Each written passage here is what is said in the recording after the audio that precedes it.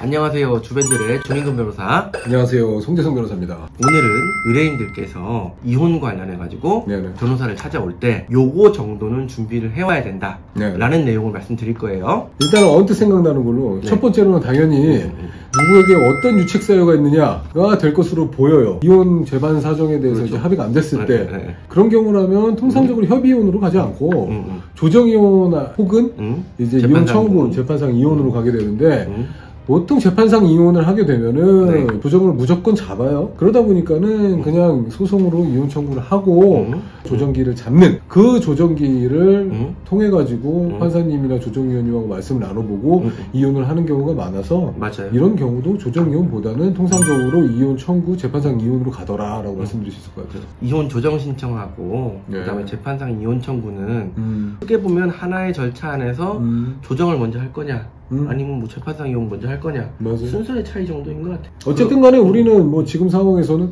누구한테 유책 사유가 있느냐 누가 바람을 폈느냐 이제 집을 나가가지고 안 들어오느냐 뭐 이런 것들이 굉장히 중요하기 때문에 맞습니다. 이런 것들에 대한 사실관계를 정리를 해오시고 매도를 했다면은 그 매도 그 상황을 촬영한 동영상이나 사진 이런 것들 집을 나갔다고 한다면은 집을 나가서 뭐 살고 있는 주소나 아니면은 뭐 카드를 사용하는 내역 뭐 이런 것들에 대해서 충분히 자료를 수집해 오시는 게 필요할 것 같아요. 그다음에 뭐 있을까요?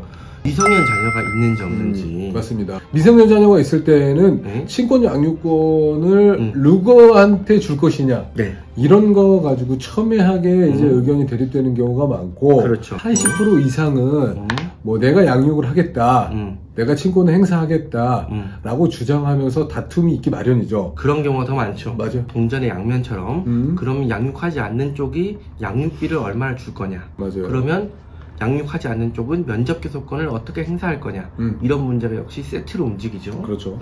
친권 양육권 관련해서는 어쨌든 변호사를 찾아올 때에는 그 미성년 자녀의 뭐 성별 어떻게 되는지 나이가 어떻게 되는지 우선 누가 주로 양육을 하고 있는지 그 친분이나 친밀도가 어떤 부모와 더 이제 긴밀하게 형성되어 있는지 뭐 이런 것들에 대해서 전반적으로 사실관계를 정리하고 자료가 있다면 수집해서 오시는 게 필요합니다. 또 하나 중요한 거는 이제 재산분할이라고 할 수 있겠죠. 그렇죠. 부부가 공동생활을 함에 있어서 함께 이룩해 놓은 재산이 있다고 한다면은 그걸 이제 분할해서 가져가게 되어 있어요. 그렇죠. 보통 부 생활을 한 지 한 5년 이상이 넘었고 한쪽에서 대단히 많은 기여를 처음부터 한 게 아니라고 한다면은 50대 50으로 갈리는 경우가 많고 경우에 따라서 한쪽의 기여도가 좀 높다라고 한 경우에는 그 기여도가 높은 한쪽이 60% 내지 70%, 뭐 많게는 80%로 이렇게 분할이 되는 경우가 많다 생각하시면 될 것 같아요. 부부 사이에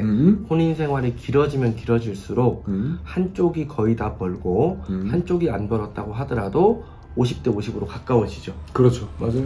마지막으로 사실 이게 의외로 금액으로는 생각보다 얼마 안 될 수 있는데 누구의 잘못으로 이혼을 하느냐에 따른 직접적인 책임이죠. 위자료. 당연히 유책 사유 있는 사람을 상대로 손해배상 청구도 가능합니다. 우린 소위 말해서 위자료라고 해서 정신적 손해배상을 얘기하는데 당연히 정신적 손해배상 이외에 물질적 손해가 있었다 라고 한다면은 당연히 그에 따른 뭐 적극 손해나 소극 손해 그건 또 있을 그러니까 있죠. 뭐 치료비나 아니면 일하지 못함으로 인한 손해나 정신적 손해가 다 청구할 수 있어요.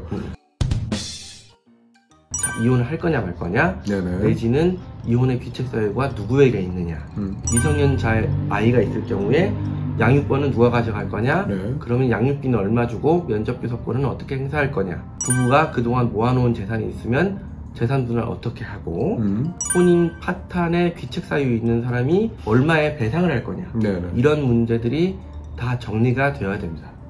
그렇기 때문에 변호사를 찾아오실 때는 지금 말씀드렸던 그 4가지 있었던 이제 그 사실들을 정리를 해오시고 관련한 자료를 죄다 수집해서 오시면은 다 추려서 적절하게 쓸 거고 불리한 자료들 이런 것들을 이제 쳐내서 유리하게 사건이 진행될 수 있도록 할 거기 때문에 빠짐없이 이제 사실관계와 자료를 함께 챙겨서 변호사 사무실을 찾아오시는 게 중요할 것 같습니다.